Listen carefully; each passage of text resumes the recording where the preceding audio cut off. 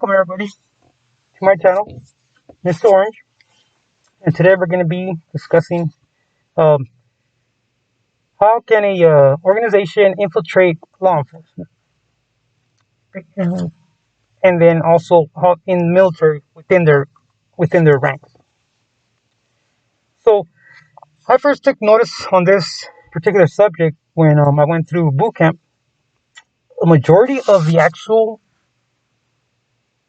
Hispanic, and I say Hispanic because it was all through Latin America, not just Mexicans, and uh, they had their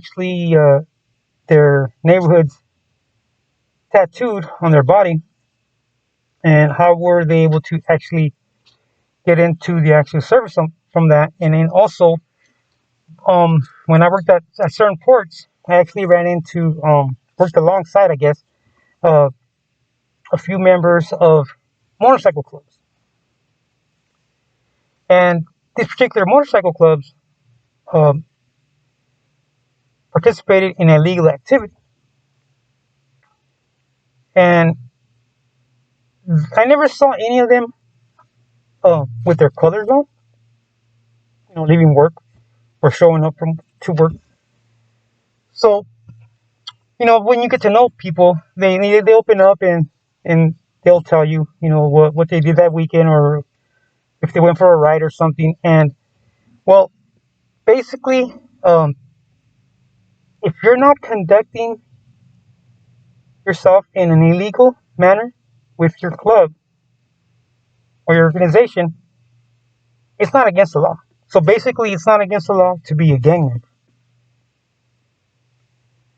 but it is against the law to participate in illegal activity. So as long as you don't break any kind of laws, or or any kind of conspiracies, you should be fine. But this is in the middle of the 80s to the early 2000s. So if the laws have changed, correct me in the comments and educate us how they changed the law. Also, on the subject of that too, um, it's kind of, I'm going to say, it's kind of uncomfortable having to talk with your parents on legal status of your family member, right? So when I was going through my background check, um, interesting enough, I just went through it recently to follow up on for this video, and what they really asked about if you had any ties to any kind of group that was um, that had the actual philosophy of overthrowing the government by violence, So that's the most of the narrative that was in the package, not the fact that the actual question if you were a gang member, not at all. So for me to have the conversation with my parents and asking them, hey, I'm going through a background check. Is anybody questionable in my immediate family on legal status to be in the United States? And I asked them, you know, don't be embarrassed. Don't try to hide something because it's going to come out worse for me. I'm not going to get hired, and that person is going to be subject to legal action, right? And so my parents said no, everything's on the up and up, everything's good, don't worry about that. So I did the whole background check again. Nothing came up, everything was good. And as I advanced in my career, I was asked to join a certain team that was going to handle high tech equipment being used throughout the border, the southwest border, right, at the time. So I had to clear again a background check, and everything was good, no problem and everything. But it always stuck with me the people who actually um, found out that their actually identity that they were given was false at a young age, or their spouses, or their immediate family members And I actually knew a few of the agents that later on in time, when they were doing background checks, like follow background checks, years, after a certain amount of years, they check it again, and then something else would come up. And if it was discovered that the agent knew about the person's situation, about like illegal status in the country, they get a conspiracy or an aiding somebody committing an illegal activity. So that was one thing that kind of like it's not good, it's not good. And I remember one of them was actually married to somebody that was given an identification at a young age, and she lived that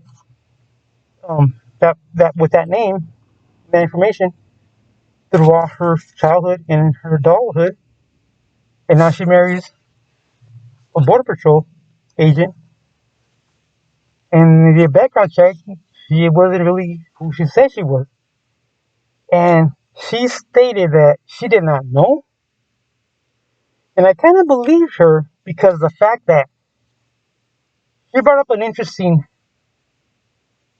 uh, situation. Because okay, and like I said, in the mid '80s and early '90s, any kind of high school kid or young college kid can cross the border with their school ID. That's it. And the majority of them, when you cross back after partying, you're kind of on the tipsy side, so they don't want to deal with any kind of drunk people down at the port. You just push them through, and all they did was just cross with their school ID. Another situation that I ran into was actually working. Um, it was on the 8 freeway, and they have certain checkpoints just north of the actual border. And a female that was along with a group of her peers, and they went out to do a hike there in the mountains. And this certain female just started crying, started bawling out because she knew she didn't have legal status, and she was embarrassed to tell her friends that I invited her to go out for a walk, for a hike. And I don't know whatever happened to that, but um, I mean, she gave herself up just because she was such in tears, because she was so worried. And that's another thing to worry about too when you get legal. When you're here illegally, you're kind of a prisoner in your own home. You're always gonna have the mentality, or you're always gonna have the back of your thought. If you get pulled over, you get to an accident, and they discover your false identity. All right, guys, and this completes the video for this. Just remember, hey, like, subscribe, and leave a comment. Any kind of questions, kind of ideas, I'm all open for it. Okay, to the next video. Thank you, guys.